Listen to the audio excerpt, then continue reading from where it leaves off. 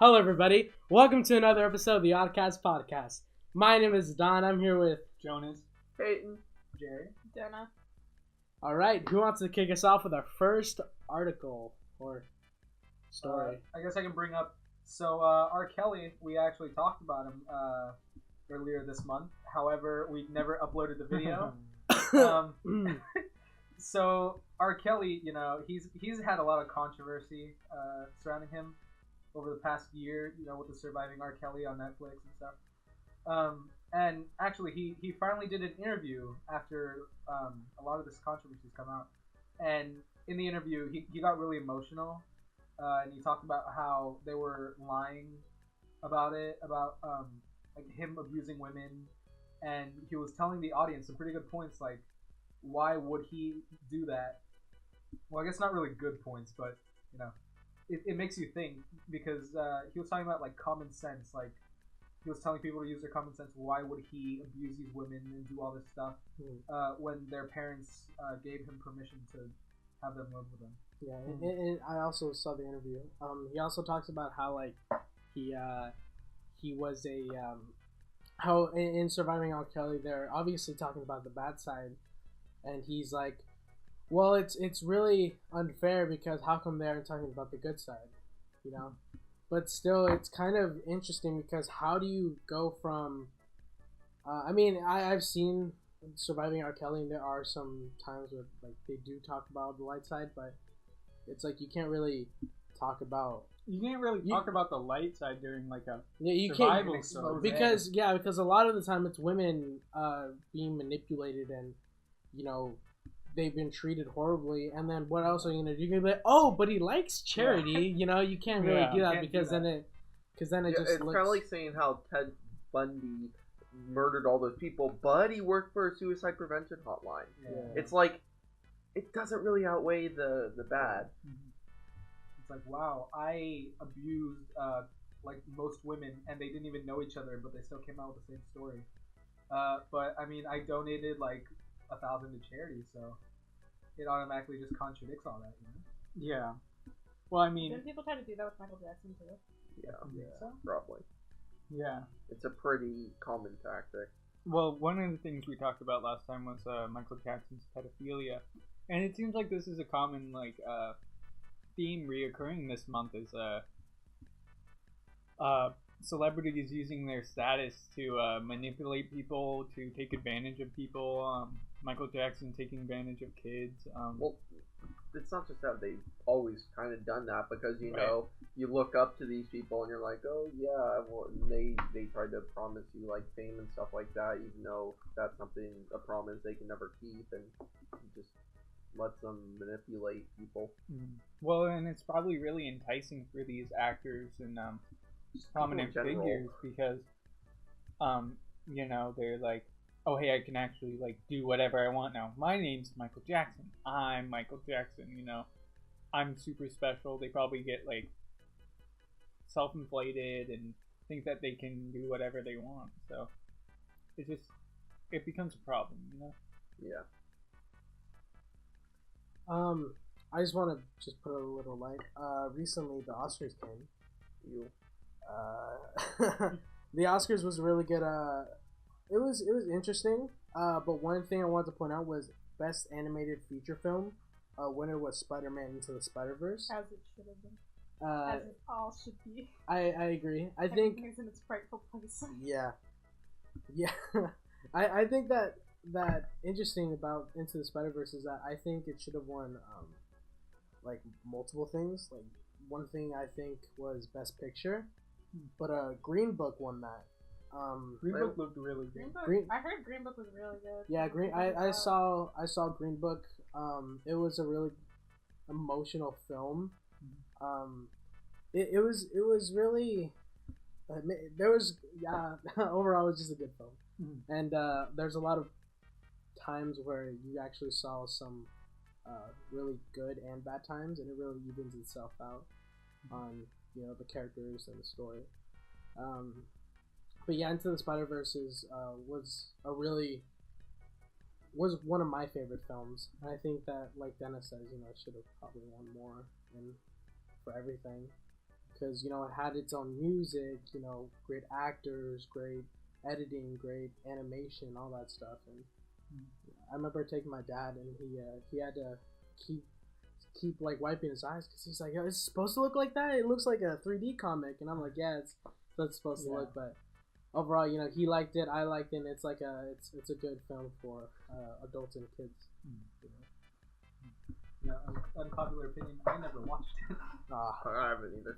No, I haven't. It's not because I don't like Spider-Man. It's just I didn't watch it because I didn't. Never gotten the time. It seems like there's a Post Malone's a pretty cool dude. It's just I don't know. I didn't watch it because there wasn't really a reason for me to watch it. Right.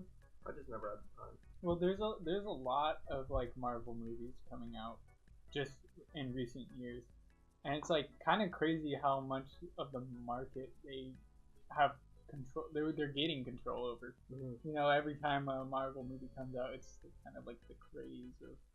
It's all to do with reputation. Well, I mean, yeah. They have all the comic reputation. So for one, they're attracting all the comic book fans. For two, they're attracting all the people that love movies fans because they make pretty high quality movies, and the plot lines are pretty good.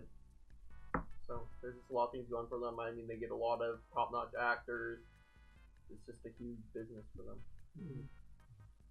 Well, one of the other things that I wanted to talk about was I was watching SNL, Saturday Night Live, the other day, and they had done a skit where they showed the Cohen interview, and they brought up like a good point, and this was a point that like other people were bringing up. If you guys don't know, the Cohen interview was where Cohen he testified against Donald Trump, but he had previously had lied to Congress under oath, and now That's a no-no. and so they brought it up. They were like, how are we supposed to believe you now?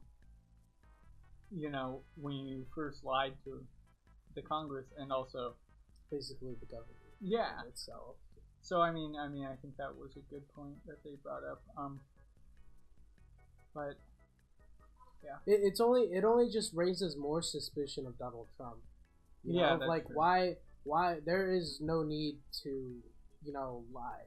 You know, like my parents always tell me, you know, it's not, you know, you'd rather say, you know, tell the truth than be caught in a lie, because the lie is gonna be, you know, it's gonna raise more suspicion, and then it's gonna be even like a harsher consequence if you tell the truth, because like I said, you know, you're literally lying to the government, so it's not a joke to be like, oh, actually, huh?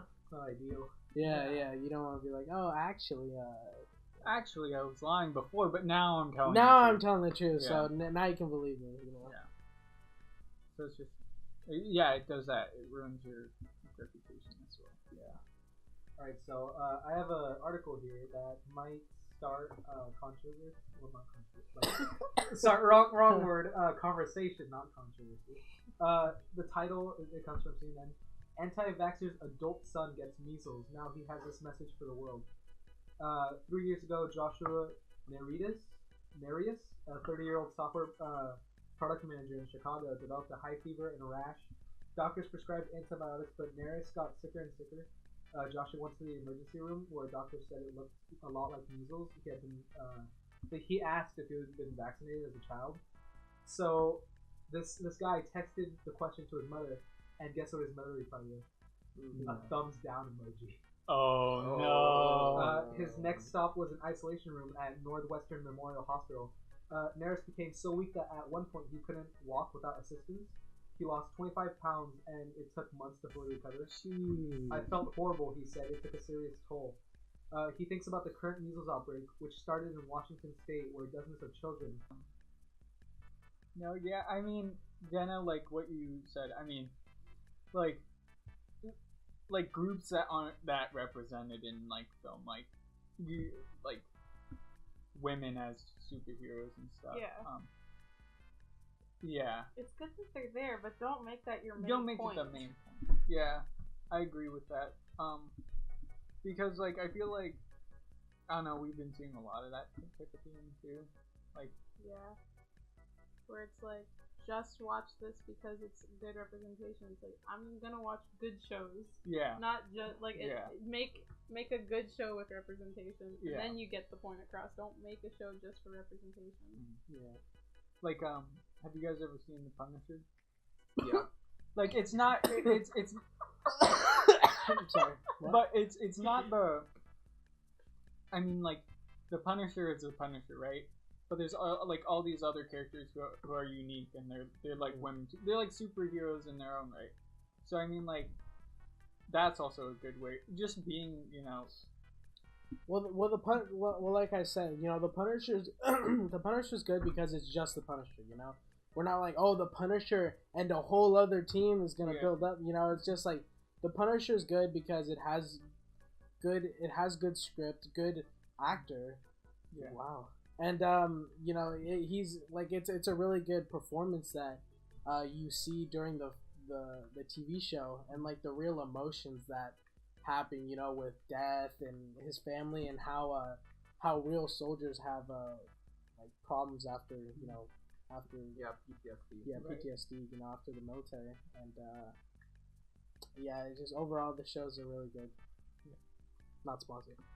Totally, yet. it's not a sponsor. That's yeah. When will the Oddcast Podcast be sponsored? Come on. Come on, people, get off your butt. Hey, we're waiting, Michael. Well, thank you. That brings me to my point. This episode of the Oddcast Podcast is sponsored by Blue Apron. Blue Apron. No. Meals ready for home. Yeah, meals ready for home. Man. Sorry, else. I have one right here.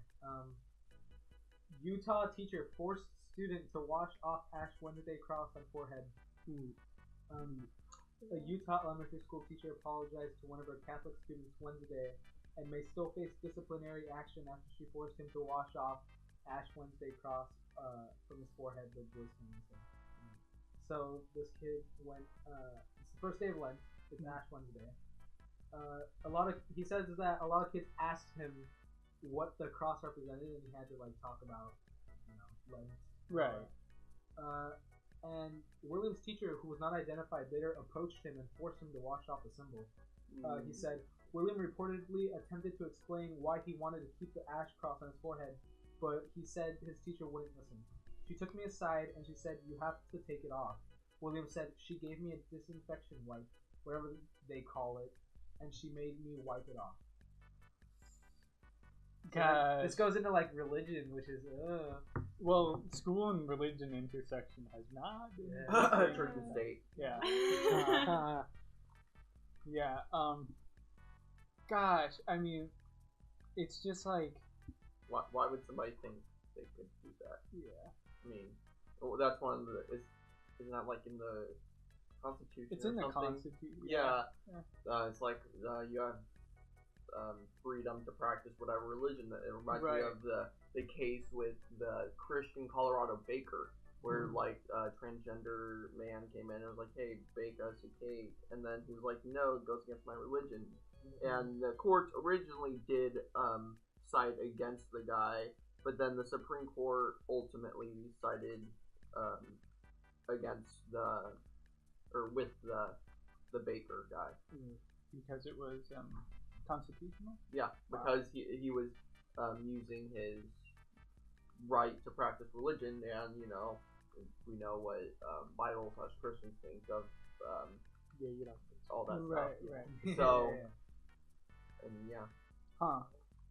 Well, I mean, I guess Congress is just really scared of religion, they're scared of which is everything, let's be honest. it's reasonable. Yeah. There's a lot of iffy things about religion. Well, I mean, that's the main topics that, I mean, me personally, I don't like to bring up. It's like religion and politics. Oh yeah, Because then, the like, two things you don't talk about at the dinner table. yeah, because I mean, I'm not gonna say what I am, but like, I have spoken to many people like about my religion, and then they're like, "Oh, but my religion's better," and I'm just like, "Oh, cool," you know, because I don't want to get in the argument of like, "No, my religion's better than yours," you know, because That's just. And then you start a war. yeah. Yeah. Ultimately, I think about religion as like everyone should just like have peace of mind, and Well, that, yeah.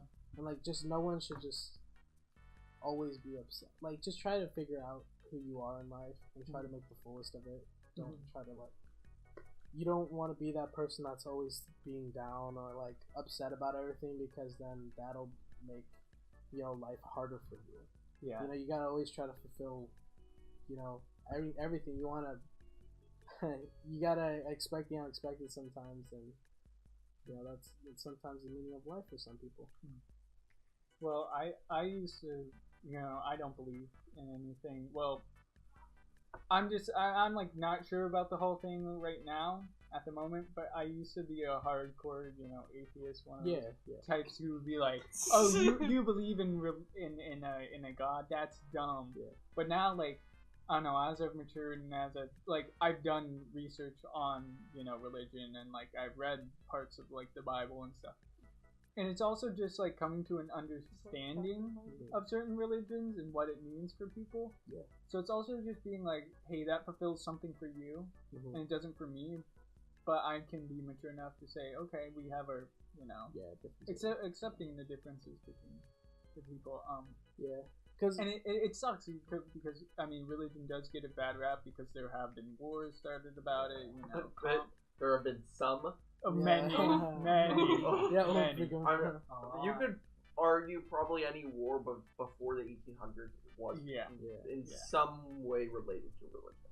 Well, yeah, like, going back to Jonas's point, you know, I used to be like you. You know, I used to like think that there's nothing, but I'm not trying to like convince you, because I mean that's your opinion. That's you. You know, I'm not gonna force you to be like, oh, you should go to my religion. Try to be like me. You know, because you know, I just believe that, you know, everyone has their own opinion, and I think that everybody's right to their own opinion. Yeah, I mean, I'm not gonna hate on you, or I'm gonna treat you the same, because as long as you treat me the same, like normally, and you know, we can be cool, then there's not gonna be a problem. But if you're being mean to me, and then yeah, of course I'm gonna be upset and be like, no, it's like, screw you, you know. But yeah, it just sucks how that has to go down sometimes, and how it's still going down.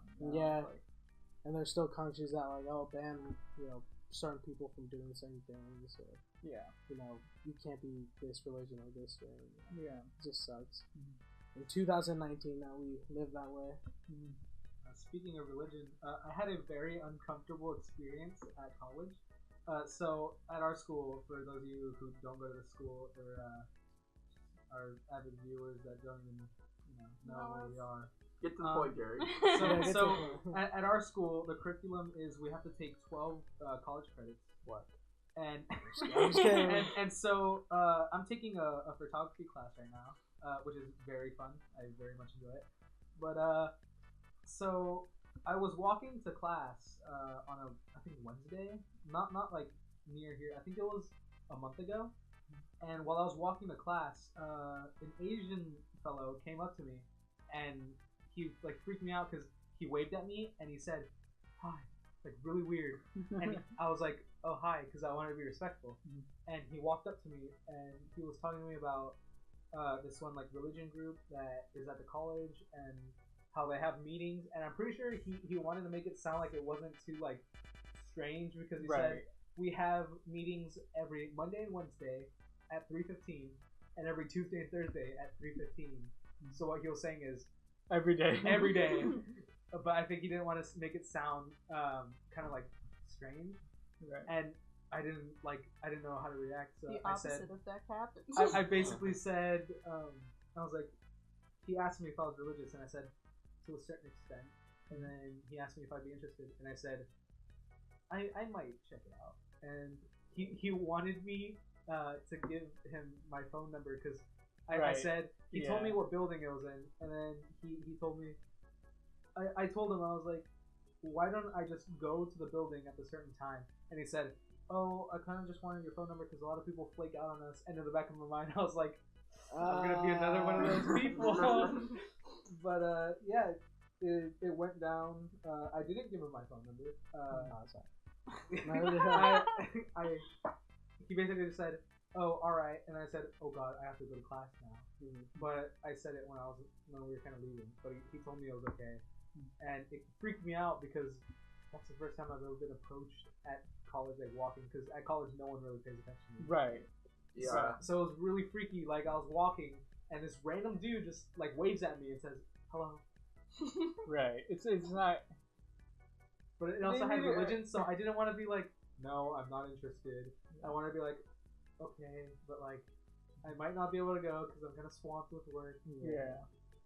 Well, it's like, it's also just the approach of the whole thing. I mean, at the college, there's a lot of different people. There's a lot of different. A lot of older ones, people. Yeah. And, you know, you don't know. He might be trying to start a cult, and he's like, hey, you trying to join? You know, donate your blood. You know, like, you can't mess around like that. You know, you probably, I think the way you handled it was pretty good. Yeah. I mean, that's pretty much the best you do. You know? Yeah, Because I mean, at least you weren't like, no. Yeah, get away from me, you Get sicko. away from me. Yeah, get away from me. Pulls you out a religious knife out of person. nowhere. And he's like, you'll be our friend. Yeah. But yeah, there's a lot of different people, especially in recently I wasn't here for a while because I went to New York, and this will be quick. I'm just gonna say there's a lot of people there, and a lot of people are loud. Wait, there's a lot of people in New York. Yeah. I didn't know that. No, but there's a lot of people that cuss. Strange, is it strange people? Like I got yes, very strange. Like that, like what you just like the people that you just like met. That's kind of like in New weird, York, like kind of iffy. Yeah. Yeah, 'Cause I get what you're saying. I went and there was a Dunkin' Donuts, and there was this homeless guy behind us, and he's like, oh yeah, it's like that's good. and I was like, and then like we'd be like, oh, can we get the chocolate sprinkles? And he's like, oh yeah, that's the stuff. I'm like, he didn't say stuff, but he said it with a cuss word. But you know, it was really interesting. But there was like a whole bunch of different homeless people that we met, and some were funny, some were creepy, some were like fighting. Yeah, I actually saw on your Snapchat you recorded some guy like playing music at the subway. Yeah, that was really cool. Yeah, we were there for even after I was done recording like a good 30 minutes, just rocking out, just dancing. And New York City is a good place, me personally, to visit. Right. But I don't know about living because I mean it seemed very competitive. I like it like that. That's why when I stay, I was like, damn, I like it like this. Like it's always like, you know, go. Like when you were ordering. Because we were walking, and when you stop walking, literally people behind us would be like, what the hell's wrong with you? Like they'd go around us and like, why you stop? And I would have to like push the people I was with. I was like, go to the side or something, you know? Yeah. We're blocking people walking behind us, and like the sidewalks are probably like this big, and like you're trying to walk and then you stop and you're like. The sidewalks are this big. Visual representation, Peyton. Yeah. They might visualize there, like 4 feet. Or like probably a little bigger than 4 feet, but I mean my bad. But yeah, like I said, you know, you stop and then people be like, look at you and they like, yeah, they're probably not from here. Yeah. And then we were on the transit center. My dad would try to give us hand sanitizer. I was like, I'm trying to look like I'm a local, and he's only like, you want hand sanitizer? I'm like, no, like I don't need hand sanitizer.